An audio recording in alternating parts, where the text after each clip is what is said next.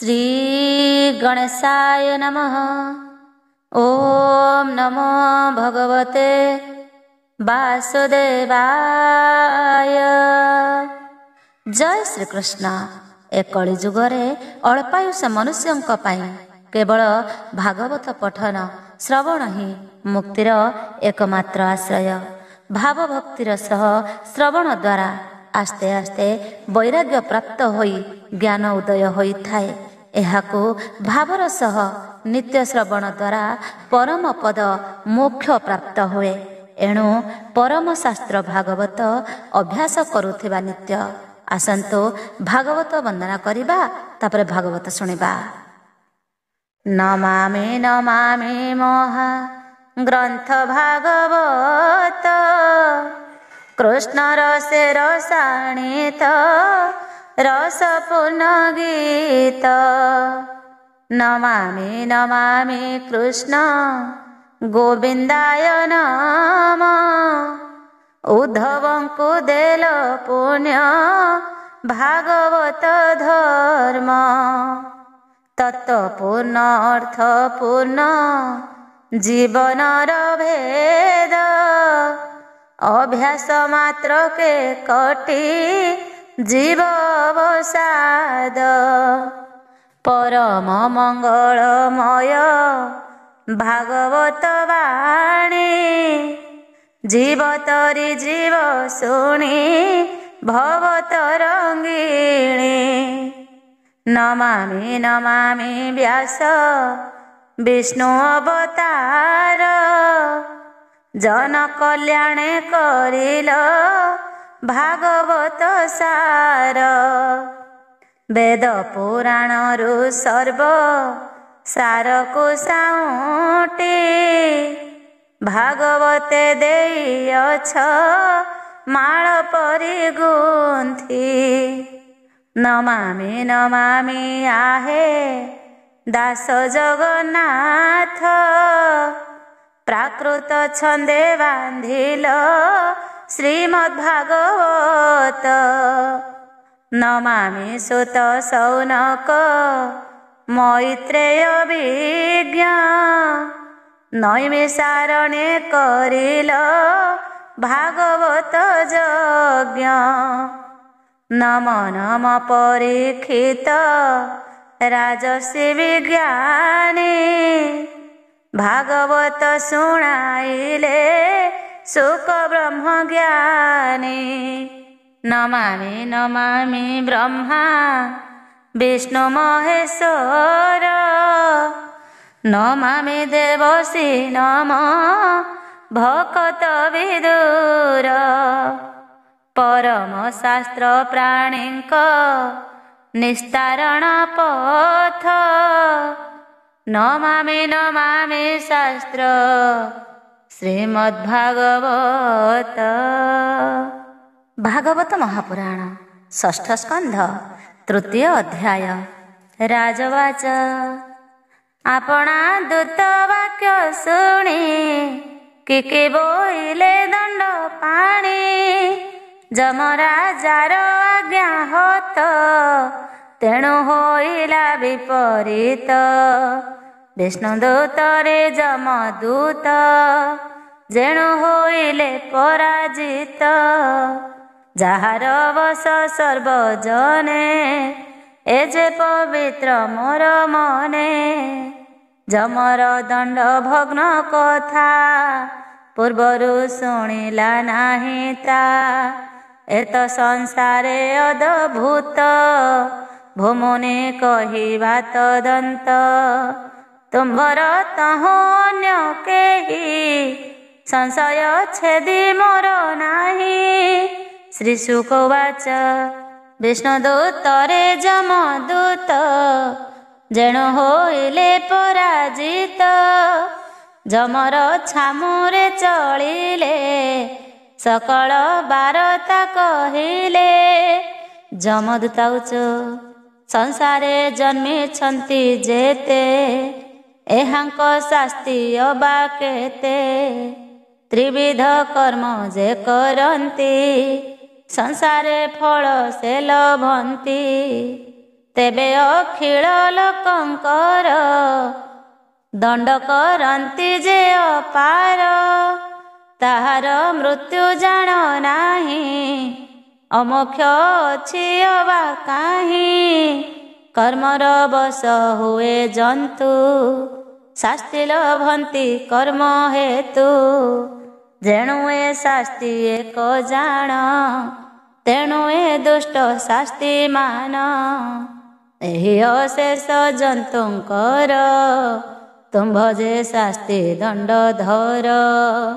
ଈଶ୍ୱର ମାନଙ୍କ ଈଶ୍ୱର, ଶୁଭ ଶୁଭର ଠାକୁର। ତୁମ୍ଭର ତାପ ଏବେ ନାହିଁ, ପାପିଷ୍ଠ ଲୋକ ହିଁ ତରଇ। ଅଦ୍ଭୁତ ସିଦ୍ଧ ଚାରି ଜଣ, ତୁମ୍ଭଙ୍କୁ କଲେ ଅବଜ୍ଞାନ। ତୁମ୍ଭ ଆଦେଶ ଘେନି ଶିରେ, ଆମ୍ଭେ ଯେ ଆଣୁଥିଲୁ ତାରେ। ଯାତନା ଗୃହକୁ ଆଣନ୍ତେ, ମୋଚନ କରିଣ ତୁରିତେ। ପାଶକୁ ଛେଦିଲେ ପ୍ରତ୍ୟକ୍ଷେ, ସେମାନେ ଗଲେ ଅନ୍ତରିକ୍ଷେ। ତାହାଙ୍କୁ ଜାଣିବାର ପାଇଁ, ଇଚ୍ଛା କରିଛୁ ଦଣ୍ଡ ସାଇଁ। ଶୁଣିବା କ୍ଷମା ଯେବେ ଅଛି, ଏକଥା କହ ପ୍ରଭୁ କିଛି।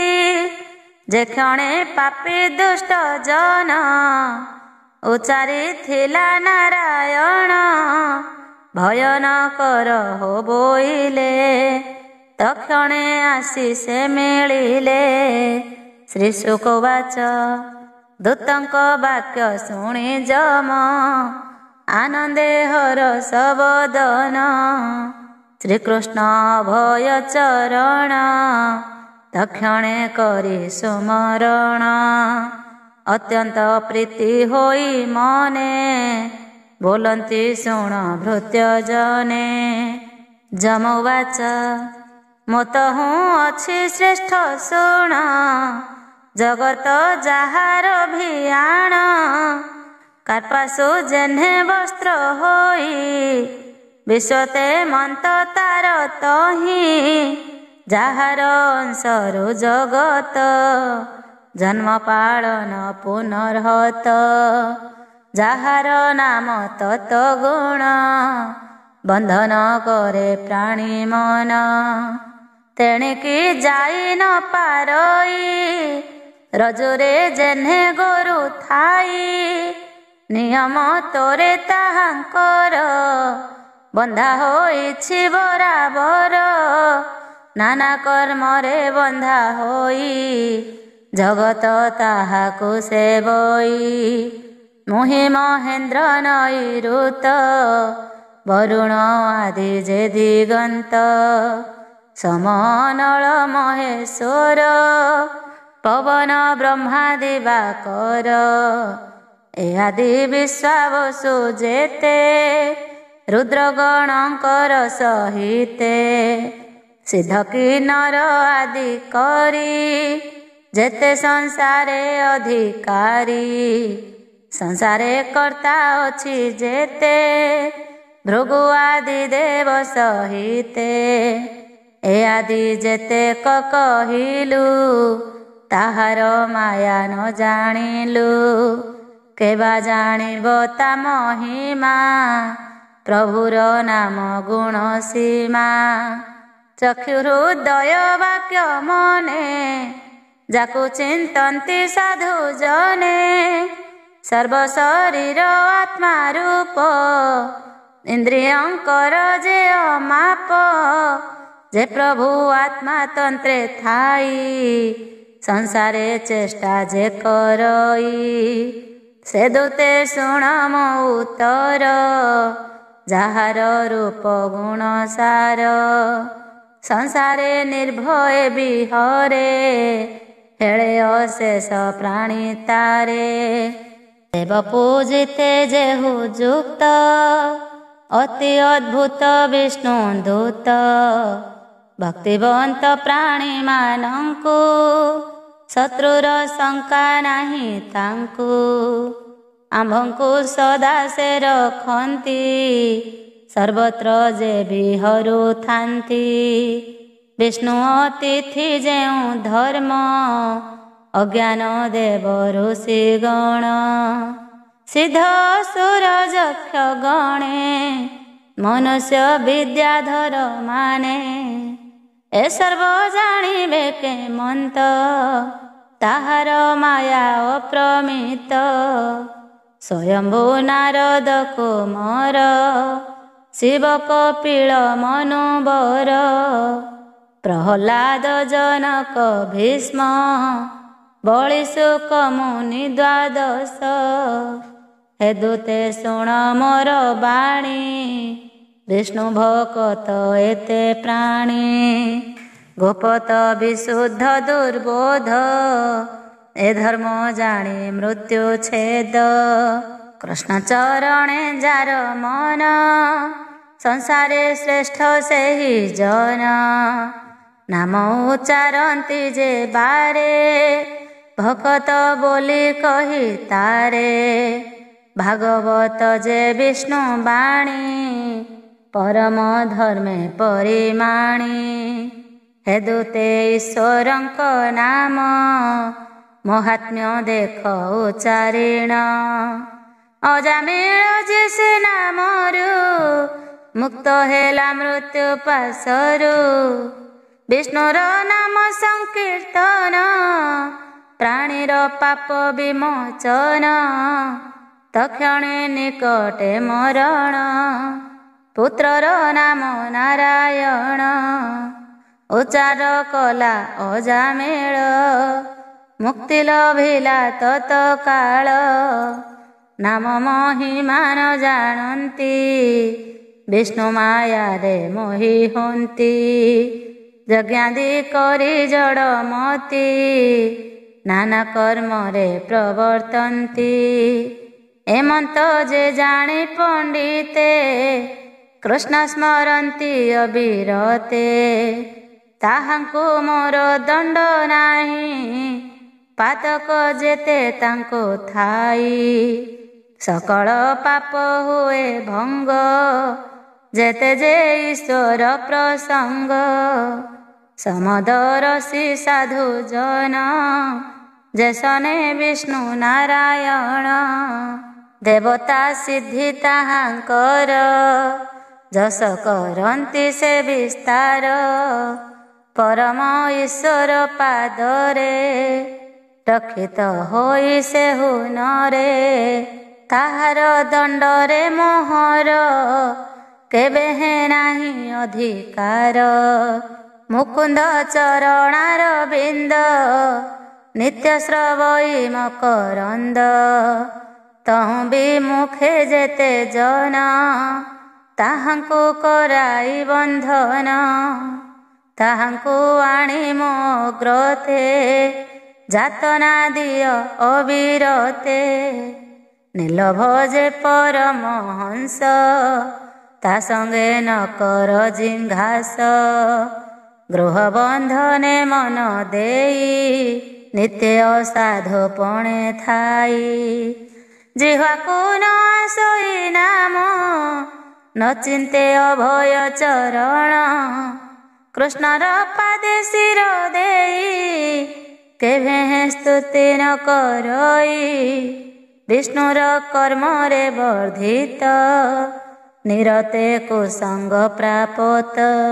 ଏମନ୍ତ ଭାବେ ଯେତେ ପ୍ରାଣୀ, ଯାତନା ଦିଅ ତାଙ୍କୁ ଆଣି। ମୋର ଦୂତର ଅପରାଧ, କ୍ଷମା କରନ୍ତୁ ପଦ୍ମନାଭ।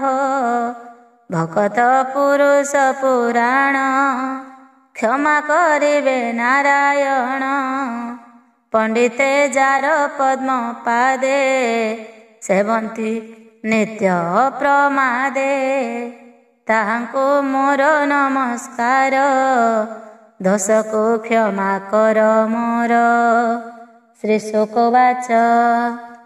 ଏଣୁ ସେ ବିଷ୍ଣୁ ସଂକୀର୍ତ୍ତନ, ଜଗତେ ମଙ୍ଗଳ କାରଣ।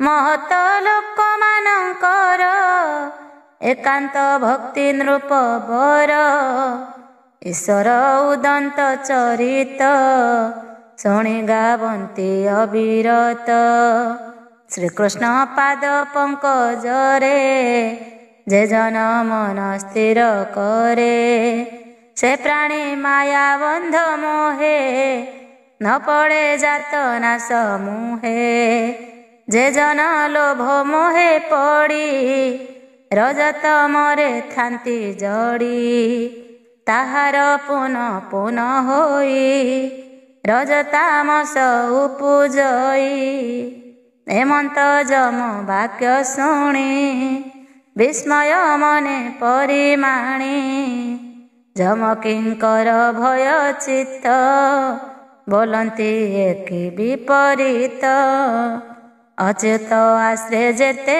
जन ताहांको भय करे जम से दिन ठारू हे राजन देखिले भय हंती छन्न मलय गिरी तटे बसी हरिचरित परशंसी कहिले तुम्भ जन्म ऋषि श्रीकृष्ण महिमा प्रकाशी दास जगन्नाथ कहि कृष्ण महिमा जम कहि इति श्रीमद्भागवते महापुराणे पारमहंस्यां संहितायां 82 षष्ठ स्कन्धे श्रीकृष्ण महिमा जम वर्णने नाम तृतीय अध्याय।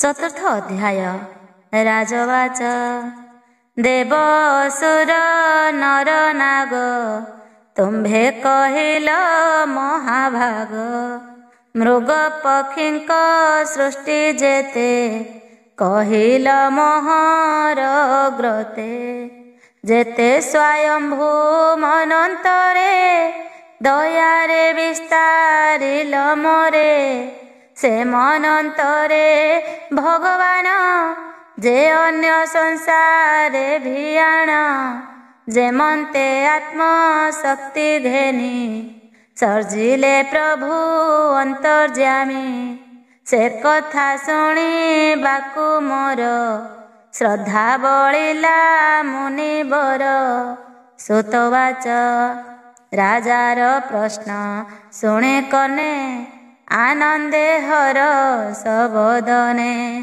भूमुनि गणे शुणता पूर्वे कहिले शोक जाहा श्री शोकवाच जेबे प्रचेत सुत दश समुद्र उठी 10 दिश देखिले बहु द्रुममान पृथ्वी कला आच्छादन वृक्ष मानको देखि डोळे तपे दीपित क्रोधानळे मुखरु वायु अग्नि दुई सृजिले वृक्ष क्षय पाई पवन अग्निर संजोगे नाश होइले जहु नगरे ता देखि शुण परीक्षित चंद्र होइले उपगत क्रोध सांत्वना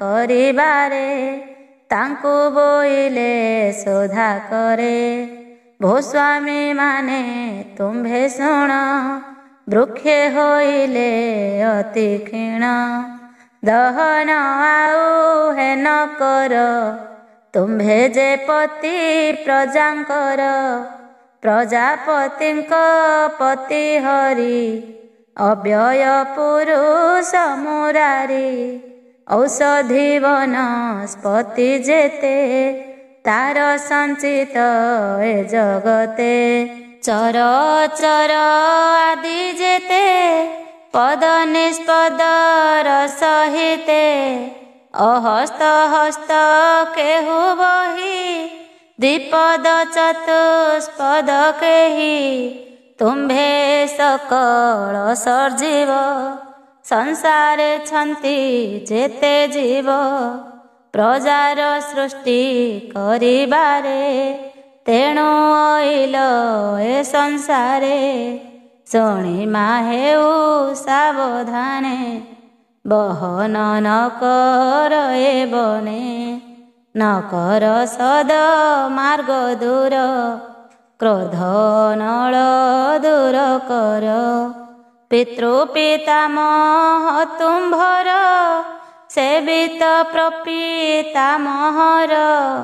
ବାଳକ ବନ୍ଧୁ ପିତା ମାତା, ନୟନ ବନ୍ଧୁ ଲୋମପତା। ସ୍ତ୍ରୀଙ୍କ ବନ୍ଧୁ ସ୍ୱାମୀ ନିଜ, ପ୍ରଜାର ବନ୍ଧୁ ମହାରାଜ।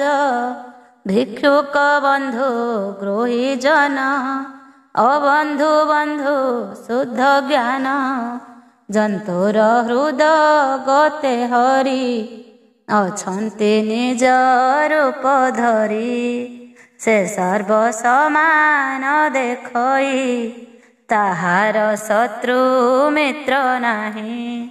ଅନନ୍ତ ଗୁଣ ବୋଲି ତାରେ, ନିର୍ଭୟେ ବୁଲଇ ସଂସାରେ। ମଙ୍ଗଳ ହୋଇବ ତୁମ୍ଭର, ଶେଷ ଦ୍ରୁମକୁ ରକ୍ଷା କର। ମଙ୍ଗଳ ହୋଇବ ତୁମ୍ଭର, ଶେଷ ଦ୍ରୁମକୁ ରକ୍ଷା କର। ବୃକ୍ଷ ପାଳିତ ଯେଉଁ କନ୍ୟା, ସେ ହେଉ ତୁମ୍ଭ ମନୋରମା। ଏତେକ ବୋଲି ରାଜା ସମ, ଆନନ୍ଦେ ହରଷ ବଦନ। କନ୍ୟାଙ୍କୁ ଆଣି ତାଙ୍କୁ ଦେଲେ, ଆନନ୍ଦେ ନିଜ ପୁର ଗଲେ।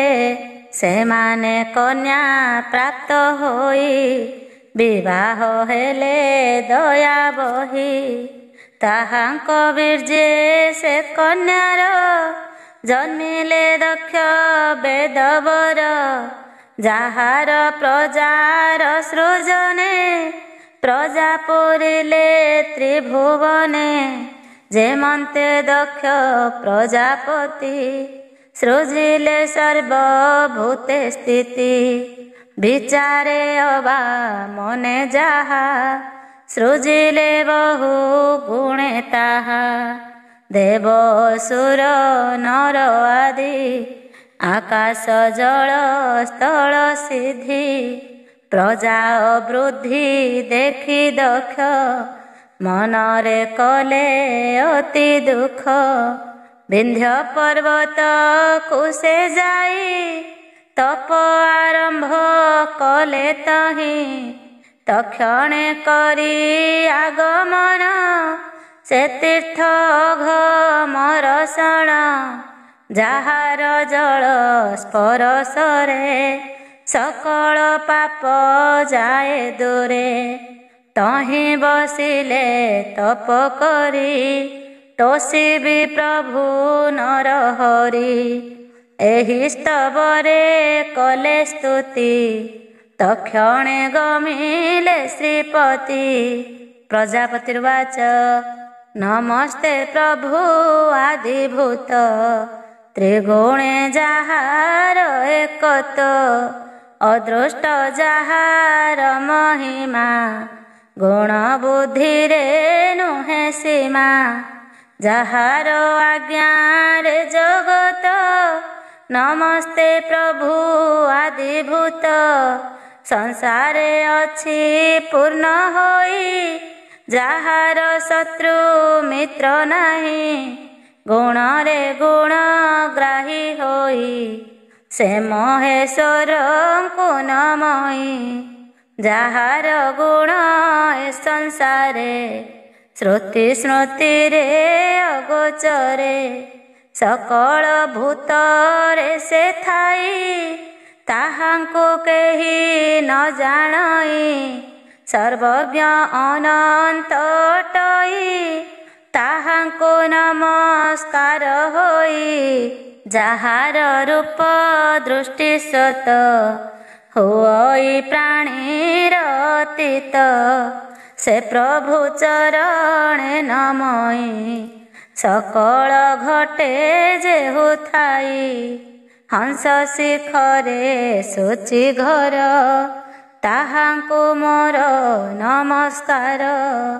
ହୃଦ ପଦ୍ମରେ ଯାକୁ ଧରି, ପଣ୍ଡିତେ ତପକୁ ଆଚରି ସର୍ବ ବିଷୟା ମାୟା ଯାର ନିଶେଷ ମୋକ୍ଷ ସୁଖ ଘର ସର୍ବସ୍ୱରୂପ ସର୍ବନାମ ସକଳ ଯାହାର ଭିଆଣ ସେ ପ୍ରଭୁ ହୁଅନ୍ତୁ ପ୍ରସନ୍ନ ସର୍ବକାରଣ ଭଗବାନ ଭଜନ କରନ୍ତି ଯେ ଜନେ ବୁଦ୍ଧି ଇନ୍ଦ୍ରିୟର ବଚନେ ସେ ପ୍ରଭୁ ସର୍ବେ ଅଗୋଚର ତାହାଙ୍କୁ ମୋର ନମସ୍କାର ସେ କାର୍ଯ୍ୟ କରାଇ କରଇ ତାହାର ତହୁଁ ଅନ୍ୟ ନାହିଁ ପର ଉପରେ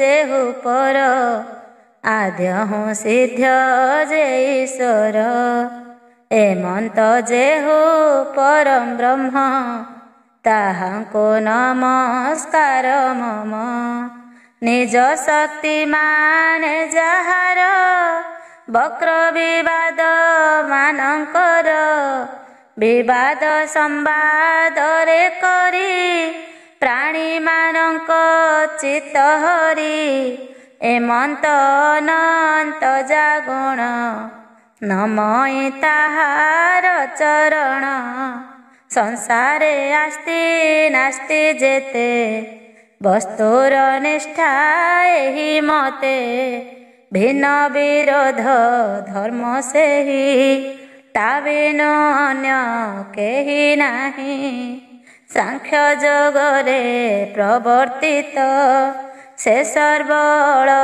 ବହୁତ ପାଦ ପଦ୍ମରେ ଯେ ଭଜଇ ତାହାଙ୍କ ଅନୁଗ୍ରହ ପାଇ ଜନ୍ମଇ ନାନା ରୂପ ଧରି ଶରୀର ବହଇ ସେ ହରି ସେ ପ୍ରଭୁ ହୁଅନ୍ତୁ ପ୍ରସନ୍ନ ସର୍ବକାରଣ ଭଗବାନ ସୁକୃତ ଜ୍ଞାନ ପଥେ କରି ସେ ପ୍ରଭୁ ସର୍ବ ଘଟେ ପୁରୀ ଶୋଭା ପାଉଛି ଅନୁକ୍ଷଣ ଯାନାମ ପରମ କାରଣ ପୃଥିବୀ ଗୁଣରେ ବହଇ ଅନଳ ଯେ ସନେ ବହଇ ସେ ପ୍ରଭୁ ମହିମାଏ ମନ୍ତ ପୂର୍ଣ୍ଣମ କରୁ ମନୋରଥ ଶ୍ରୀ ଶୁକବାଚ ଏମନ୍ତେ ଦକ୍ଷ ସ୍ତବ ଶୁଣି ପ୍ରସନ୍ନ ହେଲେ ଚକ୍ରପାଣି ତକ୍ଷଣେ ଅଘ ବିନାଶନ ଆସି ମିଳିଲେ ଭଗବାନ ଶୁଣ ରାଜ କୁରୁମଣି ଭକ୍ତ ବତ୍ସଳ ଚକ୍ରପାଣି ଆରୋହୀ ଖଗ ପତିରଜ ଲମ୍ବିତ ଅଷ୍ଟ ମହାଭୁଜ ଶଙ୍ଖ ଚକ୍ର ଗଦା ଖଡ଼ଗ ପଦ୍ମ ଚର୍ମ ପାଶ ସାରଙ୍ଗ ଧରିଣଛନ୍ତି ଅଷ୍ଟକରେ ଅଦ୍ଭୁତ ରୂପ ମନୋହରେ ପୀତ ବସନ ଘନ ଶ୍ୟାମ ବଦନ ଇକ୍ଷଣ ପ୍ରସନ୍ନ ନିବିଡ଼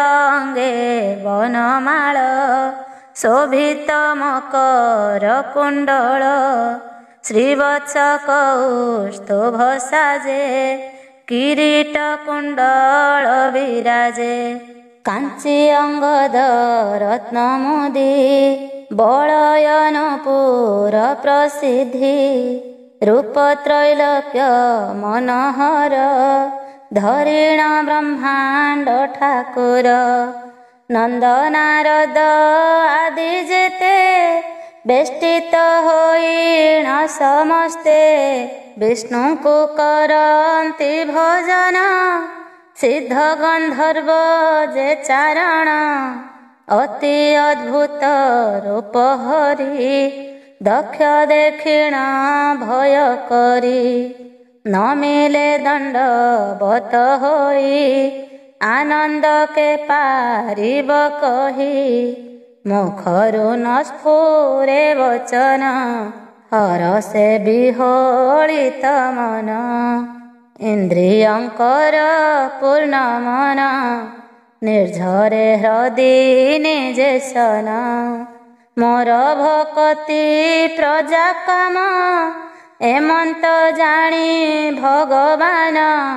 ସକଳ ପ୍ରାଣୀଙ୍କର ମନ, ଜାଣନ୍ତି ପ୍ରଭୁ ଭଗବାନ। ପ୍ରଜାପତିଙ୍କୁ ଚାହିଁ ହରି, କିଛି ବୋଇଲେ ଦୟା କରି। ଶ୍ରୀ ଭଗବାନ ବାଚ, ହେ ପ୍ରଜାପତି ମହାଭାଗ, ତୁମ୍ଭର ଅତି ଅନୁରାଗ। ଯେଣୁ ଭକତି ଦୃଢ଼ ମନେ, ଭଜିଲ ମୋହର ଚରଣେ। ତୋହର ତପେ ପ୍ରଜାନାଥ, ପ୍ରସନ୍ନେ ହେଲୁ ଉପଗତ।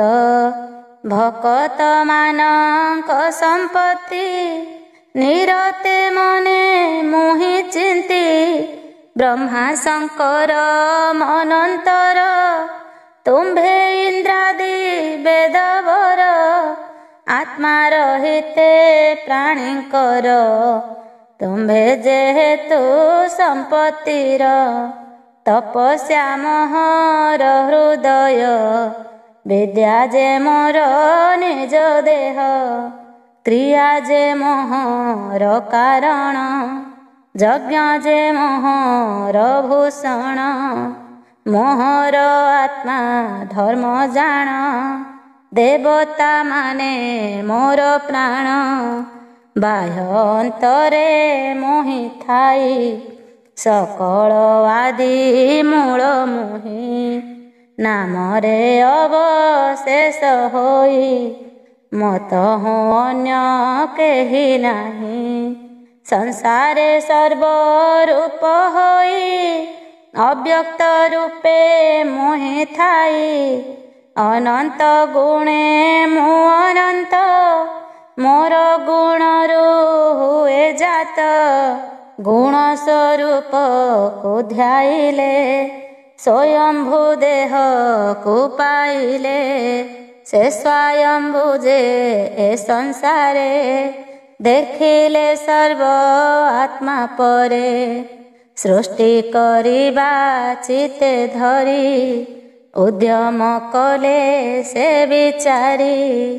ବୋଇଲୁ ଆମ୍ଭ ବାକ୍ୟ କର, ଘୋର ତପସ୍ୟାକୁ ଆଚର। ସୃଷ୍ଟି କରତା ତୁମ୍ଭେ କାହିଁ, ତପର ବଳେ ସୃଷ୍ଟି ହୋଇ। ପଞ୍ଚଜନର ଏ କୁମାରୀ, ଅଶିକ୍ନ ନାମେ ସେ ସୁନ୍ଦରୀ।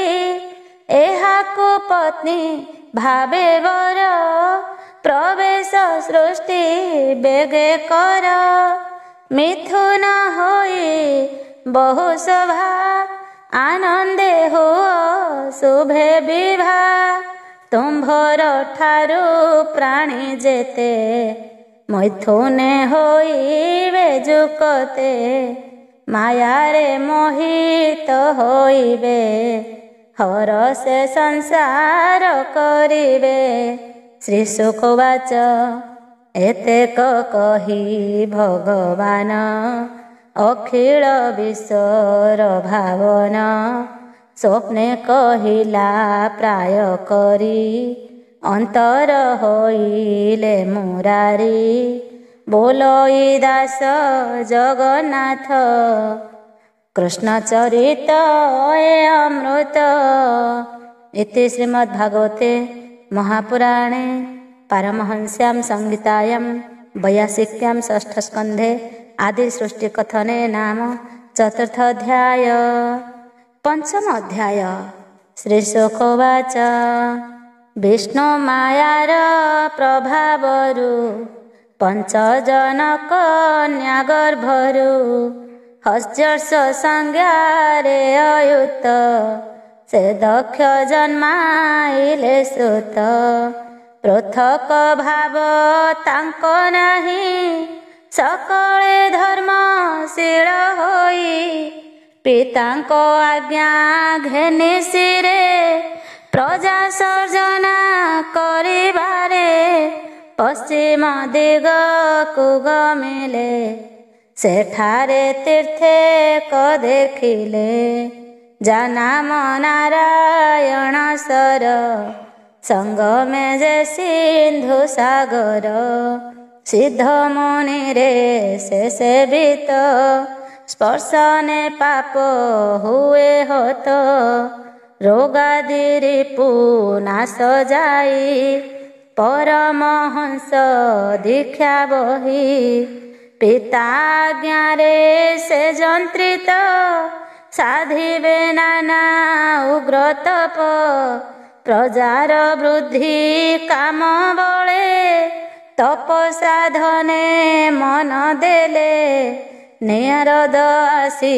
ତତ୍କ୍ଷଣ କହିଲେ ଅମୃତ ବଚନ ହର୍ଯସ୍ୱ ଶୁଣ ମୋ ଉତ୍ତର କେମନ୍ତେ ପୂଜା ତୁମ୍ଭେ କର ପୃଥିର ପରିମାଣ ନାହିଁ କେବେ ହେ ଦେଖିଅଛ କାହିଁ ତୁମ୍ଭେ ବାଳକ ବୁଦ୍ଧି କର ସୃଷ୍ଟି ପାଳିବାକୁ ବିଚାର ଏକ ଗୋଟି ଯେ ରାଜ୍ୟ ଅଛି ଏକ ପୁରୁଷ ତହିଁ ଅଛି ଗହ୍ୱର ଗୋଟିଏ ଅଛଇ ତହିଁରୁ କେହି ନ ଆସଇ ବହୁରୁ ପର ସ୍ତ୍ରୀ ଏକ ଅଛି ପୁଂସଳୀ ପତି ଏକ ନଦୀ ଦୁଇ ସ୍ରୋତର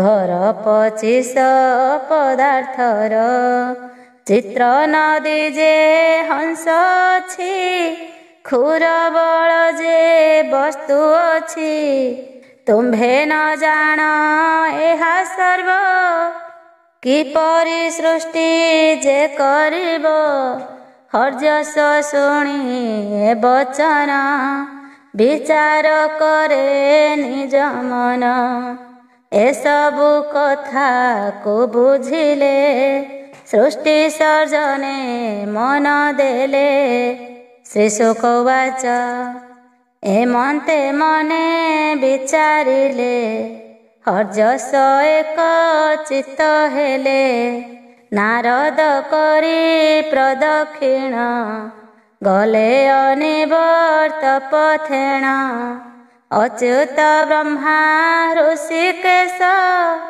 ଅଖିଳ ପ୍ରଭୁ ପୀତବାସ ଅଭୟ ପଦ ପଙ୍କଜରେ ଅଖଣ୍ଡ ଚିତ୍ତ ହୋଇ ସ୍ଥିରେ ଆନନ୍ଦ ହୋଇ ମୁନିବର ଗମନ କଲେ ନିଜପୁର ସୁତମାନଙ୍କ ନାଶବାଣୀ ନାରଦଙ୍କ ମୁଖରୁ ଶୁଣି ପୁତ୍ରଙ୍କ ଗୁଣ ସୁମରିଲେ ଦକ୍ଷ ଅନେକ ତାପ କଲେ ପୁଣି ଆସି କରି ତହିଁ ରାଜ୍ୟରେ ପରି ଶାନ୍ତ ହୋଇ ଦକ୍ଷ ଆଧାନ କଲେ ବୀର୍ଯ୍ୟ ପୁତ୍ର ଜନ୍ମିଲେ ମହାତେଜ ସହସ୍ର ପରିମିତ ହୋଇ ସର୍ବେ ଜନ୍ମିଲେ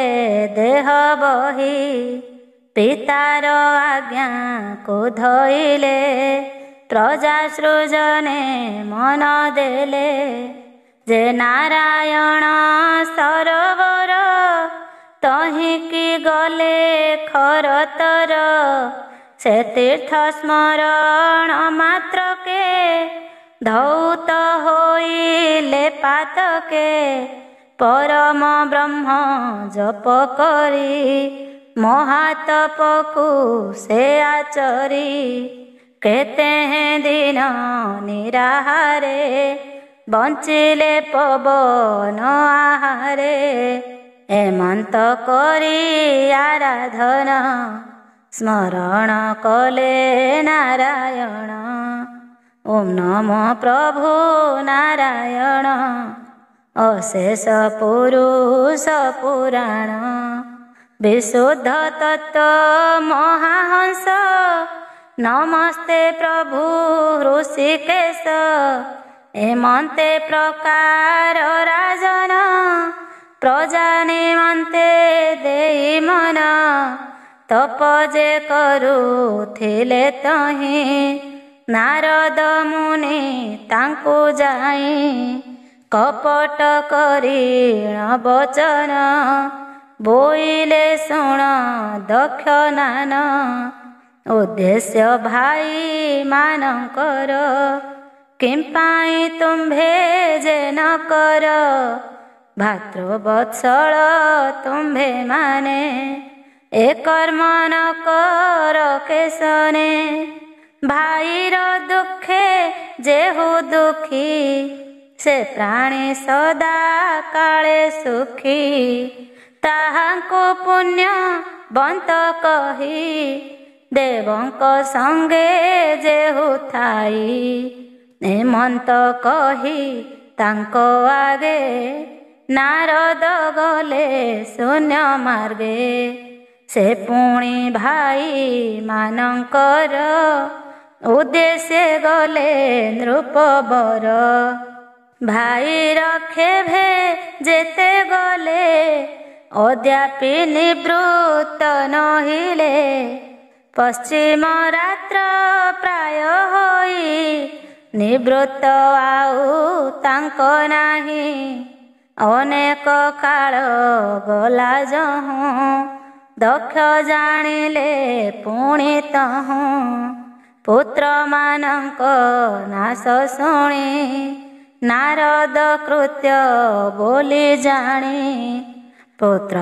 ଶୋକରେ ମୋହି ହୋଇ ନାରଦେ ଅତି କ୍ରୋଧ ବହି ନାରଦ ନିକଟେ ମିଳିଲେ ଦେଖି ନାରଦ ଭୟ କଲେ କିମ୍ପାଇଁ କ୍ରୋଧରେ ଅଧୀର ନାରଦେ ବୋଲନ୍ତି ଉତ୍ତର ଦକ୍ଷବାଚ ଆହେ ଅସାଧୁ ସାଧୁଙ୍କର କଷ୍ଟକୁ କରୁ ତୁ ପାମର ଯେଣୁ ମୋ ବାଳଙ୍କୁ ତୋହି ଭିକ୍ଷୁକ ମାର୍ଗକୁ ଦେଖାଇ ତିନି କିରଣରୁ ଯେ ଅମୁକ୍ତ ନୋହିଛି କର୍ମ ସମାପତ ଶ୍ରେୟ କାରଣେ ତାଙ୍କ ତପ କିମ୍ପାତୁ ନଷ୍ଟ କଲୁ ପାପ କେମନ୍ତେ ଭକ୍ତ ବୋଲି ତୋତେ ସକଳେ ବୋଲନ୍ତି ଜଗତେ ଈଶ୍ୱର ପାରିଷଦ ହେଉ ମନ୍ଦ କର୍ମରେ ନିତ୍ୟ ଥାଉ ଯେ ଜନ ବିଷ୍ଣୁ ଭକ୍ତ ହୁଏ ପ୍ରାଣୀଙ୍କି କରନ୍ତି ସଦୟେ ତୁ ମିତ୍ର ଦ୍ରୋହୀ ପାପୀ ଯହୁଁ ଏ କର୍ମ କରିବୁ ବା କାହୁଁ ନୈବୈର ଠାରେ ଶତ୍ରୁପଣ କିମ୍ପାଇଁ କରୁ କାରଣ ଶତ୍ରୁ ଲୋକଙ୍କୁ କ୍ରୋଧ ଭର ତୋ ତହୁଁ ନାହିଁ ନା ଅନ୍ୟର ମୋହର ଯେଉଁ ସ୍ନେହ ପାଶ ଛେଦିଣ କରୁ ତୁ ବିନାଶ ବିଷୟ କର୍ମ ଯେଉଁ ଜନ ନ ଜାଣି ଥାଇ ଅନୁଦିନ ଏମନ୍ତେ ଅଳ୍ପ ବୁଦ୍ଧି ମନେ ହିତ ହିତକୁ ନ ଜାଣେ ତୁ ଯେଉଁ କାରଣରୁ କରି ସାଧୁଙ୍କ ପ୍ରିୟ ଆଚରି ମୂଢ଼ ତୁ ଏ କାରଣ କରି ଲୋକର ମଧ୍ୟରେ ବିହରି ଭ୍ରମଣ କରୁଥିବୁ ତୋହି ସ୍ଥିତି ନହିବ ତୋର କାହିଁ ଶ୍ରୀ ଶୁକବାଚ ଅସ୍ତୁ ବୋଲିଣ ସାପ ଘେନି ସାଧୁଙ୍କ ନାରଦ ଯେ ମୁଣି ଏଣୁ କରି ସାଧୁ ଶବଦ ସକଳେ ବୋଲନ୍ତି ନାରଦ। ବୋଲଇ ଦାସ ଜଗନ୍ନାଥ ସଂସାରେ ଲୋକ ହିତେ ଗୀତ। ଇତି ଶ୍ରୀମଦ୍ଭାଗବତେ ମହାପୁରାଣେ ପାରମହଂସ୍ୟାಂ ସଂହିତାୟାं ବୈୟାସିକ୍ୟାं ଷଷ୍ଠସ୍କନ୍ଧେ ନାରଦଶାପକଥନେ ନାମ ପଞ୍ଚମଧ୍ୟାୟ। ଷଷ୍ଠ ଅଧ୍ୟାୟ। ଶ୍ରୀଶୁକ ଉବାଚ ଶୁଣ ରାଜନ ଏ ଅନ୍ତରେ ଦକ୍ଷ ଯେ ବ୍ରହ୍ମାଙ୍କ ଆଜ୍ଞାରେ ଭାର୍ଯ୍ୟା ଅଶିକ୍ନିଙ୍କର ତୁଲେ 60 କନ୍ୟା ଜନ୍ମାଇଲେ। ଧର୍ମକୁ ଦେଲେ କନ୍ୟା 10 କଶ୍ୟପେ ଦେଲେ ତ୍ରୟୋଦଶ। ସପ୍ତବିଂଶତି ଚନ୍ଦ୍ର କରେ ପ୍ରଦାନ କଲେ ଆନନ୍ଦରେ। ଭୂତ ଅଙ୍ଗିରା କୃଶାସଙ୍କୁ ବେନି ବେନିଟି ଦେଲେ ତାଙ୍କୁ। ଅବଶିଷ୍ଟ 4 କନ୍ୟାଙ୍କୁ ଅର୍ପିଲେ ତୀର୍ଥ କାଶ୍ୟପଙ୍କୁ। ପ୍ରଜାପତିଙ୍କ କନ୍ୟା ଯେତେ ପୁତ୍ରବତୀ ହେଲେ ସମସ୍ତେ। ତାହାଙ୍କ ନାମ ଭିନ୍ନ ଭିନ୍ନ କହିବା ଶୁଣ ହେ ରାଜନ। ଏହାଙ୍କ ପୁତ୍ର ପୌତ୍ରମାନେ ପୂର୍ଣ୍ଣ ହୋଇଲେ ତ୍ରିଭୁବନେ।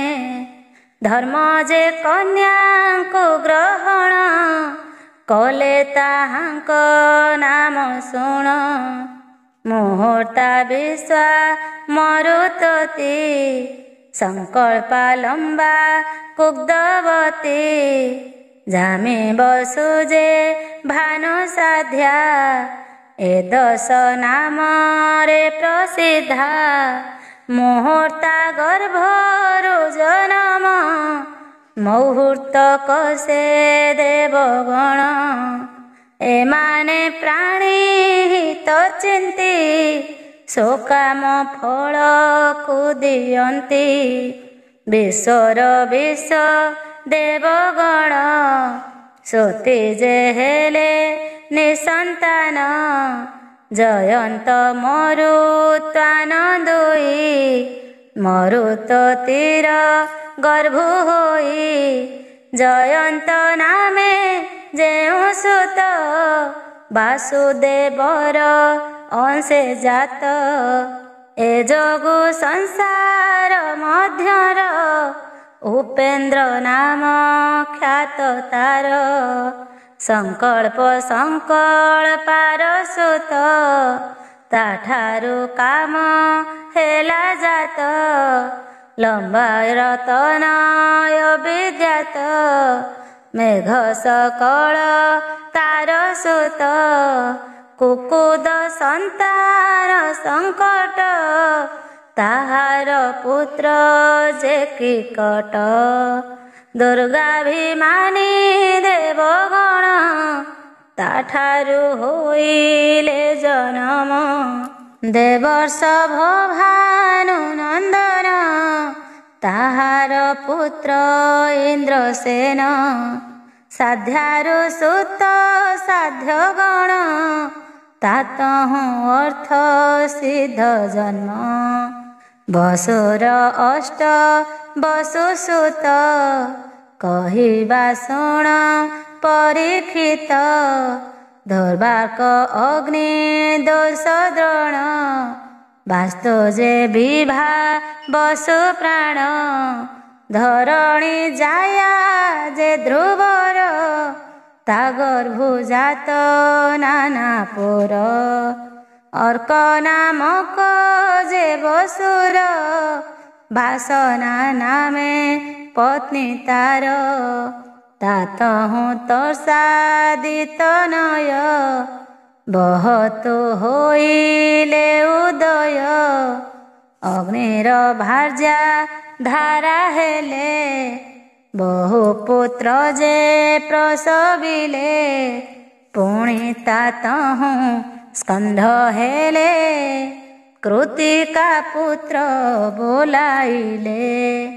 ସର୍ବରୀର ମଣି ଦୋଷର ତାତହୁଁ ଜନ୍ମ ଶିଶୁମାର। ଯେ ଶିଶୁମାର ବିଷ୍ଣୁ ଅଂଶେ ଜାତ ହୋଇଲେ ବସୁବଂଶେ। ଦ୍ରୋଣର ପତ୍ନୀ ଅଭିମତି ତା ଗର୍ଭ ହୋଇଲେ ଉତ୍ପତ୍ତି। ହରଷ ଭୟ ଶୋକ ଆଦି ଜନ୍ମିଲେ ଅଶେ ସପ୍ରସିଦ୍ଧି। ବାସ୍ତବ ନିତା ଅଙ୍ଗିରସି ବିଶ୍ୱକର୍ମା ତହୁଁ ପ୍ରକାଶୀ। ଶିଳ୍ପ କାର୍ଯ୍ୟରେ ସେ ନିପୁଣ ଲୋକରେ ହେଲେ ସେ ଭାଜନ। ସେ ବିଶ୍ୱକର୍ମା ବୀର୍ଯ୍ୟ ଜାତ ଚାକ୍ଷୁଷ ମନୁ ନାମେ ସୁତ। ଚାକ୍ଷୁଷ ପୁତ୍ର ବିଶ୍ୱଦେବ ସାଧ୍ୟ ଗଣ ପୁଣି ଉଦ୍ଭବ। ବିଭାବ ସୁର ତିନି ସୁତ ଉଷା ଗର୍ଭରୁ ହେଲେ ଜାତ। ତାହାଙ୍କ ନାମ ଶୁଣ ନୃପ ବ୍ୟୁଷ୍ଟ ଯେ ରୋଚି ସଆତପ। ଏ ତିନି ପୁତ୍ରଙ୍କ ମଧ୍ୟର ଆତପ ଅଟେ ନାମ ଯାର। ତାଠାରୁ ଦିବସ ଜନମ ଯାହାର ନାମ ପଞ୍ଚଜାମ। ଯାହେତୁ ପ୍ରାଣୀ ଜାଗରିତ ସ୍ୱକର୍ମେ ହନ୍ତି ଆତ ଜାତ। ପ୍ରାଣର ଉର୍ଜନ ସତୀ ନାମା ପତ୍ନୀ ସେ ଅତି ମନୋରମା। ତା ଗର୍ଭ ଏ ତିନି ସମ୍ଭବ ଆୟୁ ଶେଷ ଗୁରଜବ। ଯେ ଦୁଇ କନ୍ୟା ଭୂତ ତୁଲେ ଦକ୍ଷ ସନ୍ତୋଷେ ସମର୍ପିଲେ। ଏବେ ସେ ଭୂତଙ୍କର ବଂଶ କହିବା ଶୁଣ ନରଈଶ। ଯେ ପତ୍ନୀ ସ୍ୱରୂପା ନାମେଣ ତାଠାରୁ ଜାତ ରୁଦ୍ରଗଣ। ତାହାଙ୍କ ନାମ ଏକ ଏକ କହିବା କର ହେ ବିବେକ। ରହିବ ତ ଅଜ ଭବ ଭୀମ ବୃଷା କପି ଯେ ଉଗ୍ରବାମ। ଅଜୈବ ପାଦ ଅହିବ୍ରଧ୍ର ମହାନ ବହୁ ରୂପ ନାମ। ଏକାଦଶ ରୁଦ୍ରଗଣ ଜନମ ହେଲେ ପୃଥିରେଣ। ଅନ୍ୟ ପତ୍ନୀର ଯେତେ ସୁତ ପ୍ରେତ ଗଣରେ ହେଲେ ଖ୍ୟାତ। ଅଙ୍ଗିରସ ପ୍ରଜାପତିର ସୁଧା ସତୀ ଭାର୍ଯ୍ୟା ତାଙ୍କର। ପୁତ୍ର ଭାବରେ ପିତୃଗଣ ସୁଧା ଯେ କଲେ କପାଳନ।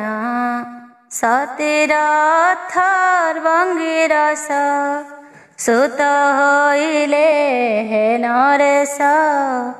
କୃଶାସ ନାମେ ପ୍ରଜାପତି ଅର୍ଚିଧିଷଣା ତା ଯୁବତୀ।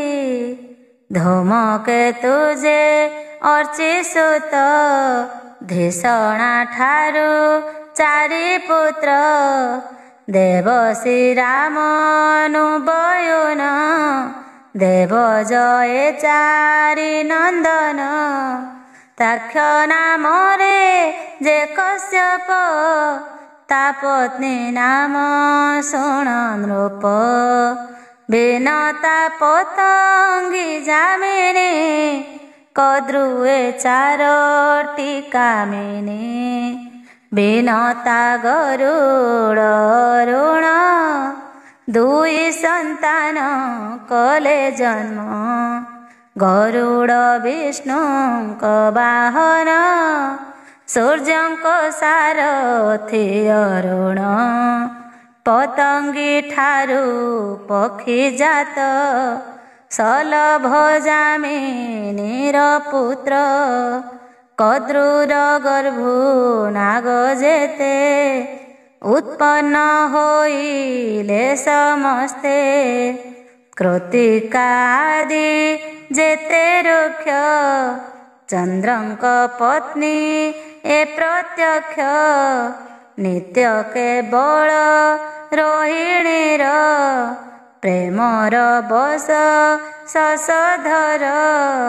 ଦେଖନ୍ତେ କନ୍ୟାଙ୍କର ଦୁଃଖ, ସାପ ବିହିଲେ କୋପେ ଦକ୍ଷ।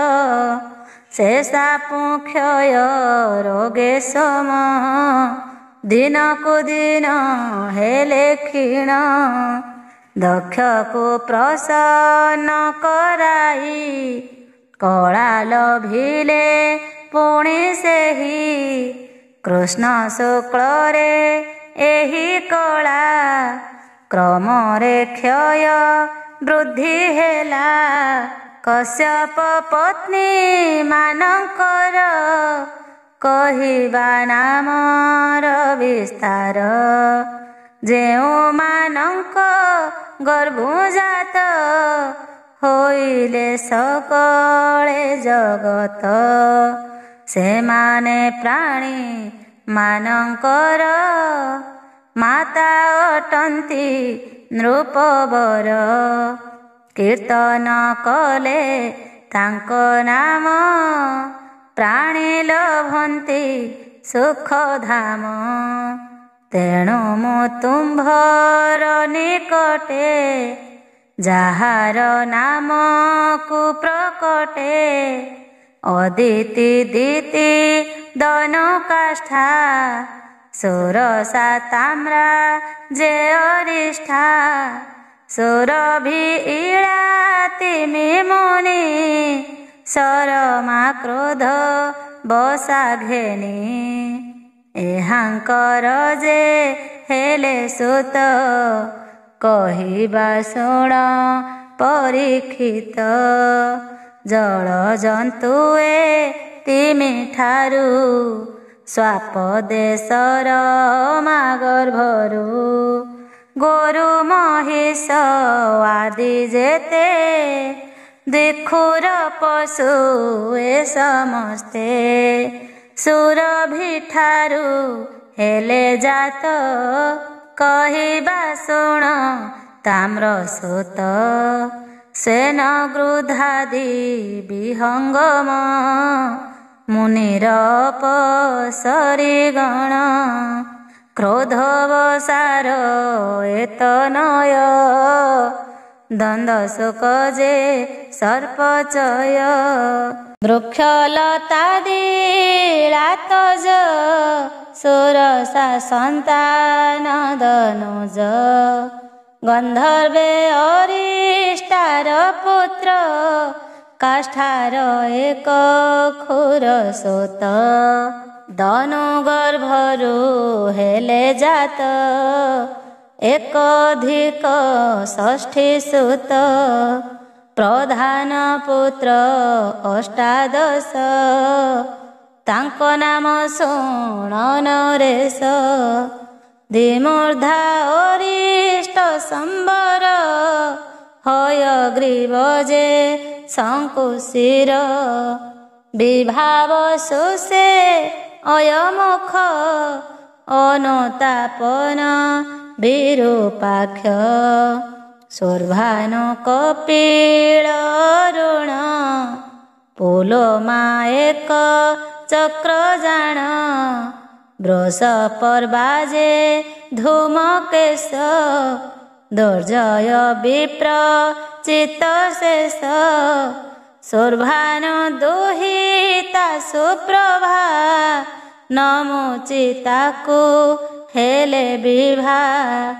ବୃଷପର୍ବାର କନ୍ୟା ଜାତ, ଶର୍ମିଷ୍ଠା ନାମରେ ବିଦିତ। ନହୁଷ ପୁତ୍ର ଯଯାତିଙ୍କୁ ବିବାହ କଲେ ସେ କନ୍ୟାକୁ। ଧନୁର ପୁତ୍ର ବୈଶ୍ୱାନର ଚାରୋଟି କନ୍ୟା ହେଲେ ତାର। ସେମାନେ ପରମା ସୁନ୍ଦରୀ କହିବା ନାମ ତାହାଙ୍କରି। ହୟଶିରୀ ଉପଦାନବୀ କାଳକା ପୁଲୋମା ସମ୍ଭବୀ। ଉପଦାନବୀ ବିଭା ହେଲେ ହିରଣାକ୍ଷ ଦାନବ ତୁଲେ। ହୟଶିରୀ ନାମେ ସୁନ୍ଦରୀ କ୍ରତୁର ସେହି ହେଲା ନାରୀ। ବ୍ରହ୍ମାଙ୍କ ଆଦେଶରୁ କରି କଶ୍ୟପ ବିଭାବେନି ନାରୀ। କାଳକା ପୁଲୋମାଏ ଦୁଇ କଶ୍ୟପ ତାଙ୍କୁ ବିଭା ହୋଇ। ଏ ଦୁଇ କନ୍ୟାଙ୍କ ଗର୍ଭରୁ ଦାନବେ କଶ୍ୟପ ବୀର୍ଯ୍ୟରୁ। 60 ସହସ୍ର ସମ୍ଭୂତ ସର୍ବେ ହୋଇଲେ ବଳବନ୍ତ। ଇନ୍ଦ୍ରର ଅପ୍ରିୟ କରନ୍ତି ନିତ୍ୟକୁ କର୍ମ ଆଚରନ୍ତି। ସର୍ବଦା ଯୁଦ୍ଧେ ରତ ହେଲେ ଋଷିଙ୍କ ଯାଗ ବିନାଶିଲେ। ପିତୃର ପିତୃ ଯେ ତୁମ୍ଭର ଅର୍ଜୁନ ନାମ ତାହାଙ୍କର। ସ୍ୱର୍ଗକୁ ଯାଇ କଲେ ନଷ୍ଟ ଦାନବ ବଳବନ୍ତ ଦୁଷ୍ଟ। ଦାନବ ବିପ୍ର ଚିତ୍ତି ନାରୀ ସିଂହିକା ନାମଟି ତାହାରି। ଏକ ଅଧିକେ ସତେ ସୁତ ତା ଗର୍ଭ ହୋଇଲେ ସମ୍ଭୂତ। ରାହୁ ତା ପ୍ରଥମ ନନ୍ଦନ ସର୍ବକନିଷ୍ଠ କେତୁ ନାମ। ସେ ସର୍ବଗ୍ରହ ମାନଙ୍କରେ ବିଖ୍ୟାତ ହୋଇଲେ ସଂସାରେ। ଏଥୁ ଅନ୍ତରେ ନୃପବର ଅଦିତି ବଂଶର ବିସ୍ତାର। କହିବା ମନ ଦେଇ ଶୁଣ ଆପଣା ଅଂଶେ ନାରାୟଣ। ଯେଉଁ ବଂଶରେ ଜାତ ହେଲେ ତାହା କହିବା ଶୁଣ ଭଲେ। ଅର୍ଜମା ପୂଷା ବିବସ୍ୱାନ ତୋଷ୍ଟା ସବିତା ଉରୁକ୍ରମ। ବରୁଣ ଧାତା ଭୋଗମିତ୍ର ଶକ୍ର ଏ ଅଦିତିର ପୁତ୍ର। ବିବସ୍ୱାନଙ୍କ ଔରସରେ ଯେ ଜାତ ସଂଜ୍ଞାଙ୍କ ଗର୍ଭରେ। ସେ ଶ୍ରାଦ୍ଧ ଦେବ ମନୁ ନାମେ ଖ୍ୟାତ ହୋଇଲେ ଧରାଧାମେ। ଭାଗ୍ୟବତୀ ଯାମି ଦୁଇ ଯମ ଯମୁନା ପ୍ରସବଇ। ଯେ ଯାମି ବଡ଼ ବାରୁ ପରେ ବିଖ୍ୟାତ ହେଲେ ଅବନୀରେ। ତାଠାରୁ ଅଶ୍ୱିନୀ କୁମାର ବେନି ଜନ୍ମିଲେ ନୃପବର। ଛାୟାର ଶନେଶ୍ଚର ସୁତ ବିବସ୍ୱାନର ବୀର୍ଯ୍ୟ ଜାତ।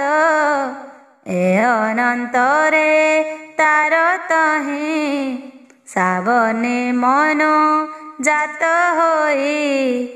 ପୁଣି କନ୍ୟାଏ ହେଲା ଜନ୍ମ ତାହାର ପତି ସମ୍ଭୋଷଣ।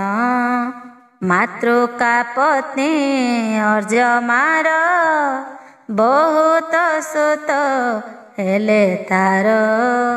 ଏ ପୁତ୍ରମାନଙ୍କ ବୁଦ୍ଧିରେ ଆତ୍ମାନୁସନ୍ଧାନ ବ୍ୟବହାରେ। ଏ ସର୍ବମାନୁଷୀ ଜାତିର କଳ୍ପନା କଲେ ବେଦବର। ପୂଷା ହୋଇଲା ଅନପତ୍ୟ ପୁଣି ସେ ଅଟଇ ଅନନ୍ତ। ବିଷୟୀ ପିଷ୍ଟ ଦ୍ରବ୍ୟମାନ କହିବା ତହିଁର କାରଣ। ପୂର୍ବ କାଳରେ ଦକ୍ଷ ପ୍ରତି କୁପିତ ହେଲେ ଉମାପତି। ତା ଦେଖି ପୂଷା ନିଜ ଦନ୍ତ ଦେଖାଇ ହସିଲା ବହୁତ। ଏଣୁ ତା ଦନ୍ତ ଭଗ୍ନ ହୁଏ ଏବେ କହିବା ଶୁଣ ରାଏ। ରଚନା ନାମେ ଦୈତ୍ୟାତ୍ମଜା ସେ ତୁଷ୍ଟା ପ୍ରଜାପତି ଭାର୍ଯ୍ୟା। ଏହାଙ୍କ ଶୁଣ ସୁତ ନୃପ ସନ୍ନିବେଶ ଯେ ବିଶ୍ୱରୂପ।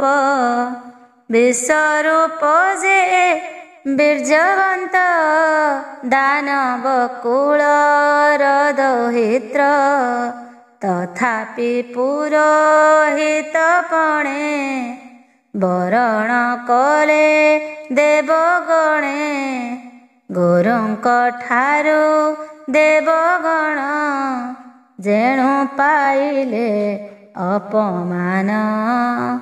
ସେ କଥା ସୁଜ୍ଞ ଜନହିତେ ଏ ଷଷ୍ଠ ସ୍କନ୍ଧ ଭାଗବତେ। ବୋଲଇ ବିପ୍ର ଜଗନ୍ନାଥ ଦକ୍ଷଙ୍କ ସୃଷ୍ଟି ଏ ଜଗତ। इति श्रीमद्भागवते महापुराणे पारमहंस्यां संहितायां 82 षष्ठस्कन्धे दक्षकन्यावंशवर्णन नाम षष्ठाध्याय।